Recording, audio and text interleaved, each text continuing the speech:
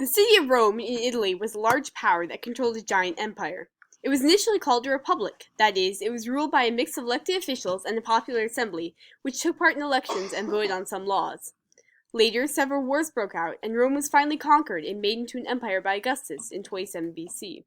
This event started the Pax Romana, a peaceful, prosperous period in Roman history which stretched until 180 CE. Chaos in the 3rd century brought the Pax Romana to a close. In the late 2nd century, an outbreak of plague killed about a tenth of the population. Fewer people meant fewer taxes, which led to a weaker government. The military also stopped conquering on frontiers. This would have been a consistent source of slaves, land, and by extension money to the government. As the government grew weaker, Germanic tribesmen who had been living on the outskirts of Rome noticed and started to invade more insistently and cost the empire more money. Finally, the army had dangerous power over the emperor. Since the Germanic tribesmen were invading, the army needed to be large. In fact, it became so large that it could overthrow the empire if the soldiers got mad. Therefore, the soldiers could demand a ton of money, and the emperor had to pay up, or else the soldiers would depose him.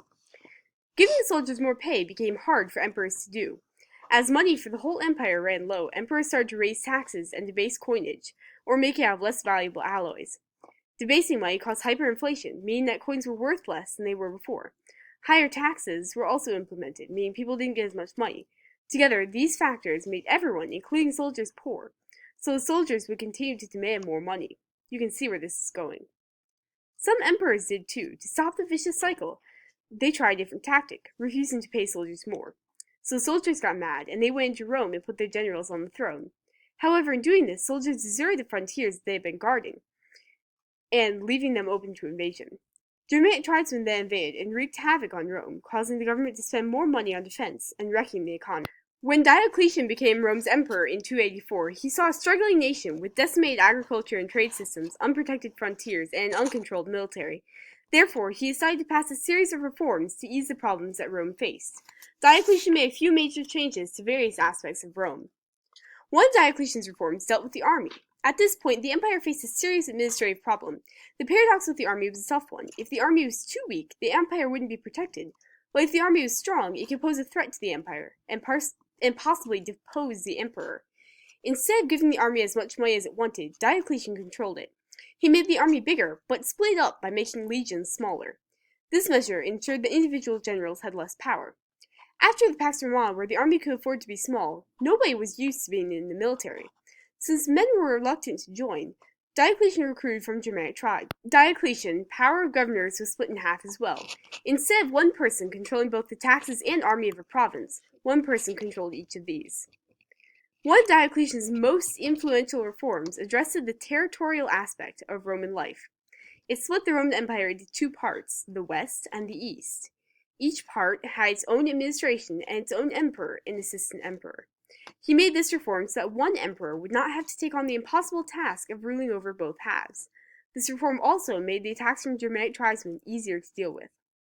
Though Diocletian's reforms brought Rome out of the tumultuous 3rd century crisis, they caused long-enduring problems for the Roman Empire as well. The reform with the most obvious negative effects for Rome was the East-West split. Though the two halves were supposed to belong to the same empire, they often acted like two different and sometimes warring ones. The halves didn't help each other out, leading to the eventual downfall of the west half of the Roman Empire by the forces of constant attacks, plague, geography, reforms, and economic crisis. Another reason why Rome fell was Rome's geography. The East had a better geographical location than the West. The West didn't have mountains, ranges that could slow down the movement of their enemies. That made it harder for them to cover the Rhine and the Danube rivers for 1,000 miles. At the same time, the Huns, another barbaric tribe, were pushing the Germanic tribe out of their territory, which forced the Germanic tribe to move down to Rome. As a result, the West had more barbarians and invader attacks than the East did. Their resources had to go to covering those frontiers. On the other half of Rome, there was not much to cover. The East only had to cover half of what the West covered. They were not exposed to the large population of barbarians as the West did, but they still had barbarians attacks and even attacks from Persia.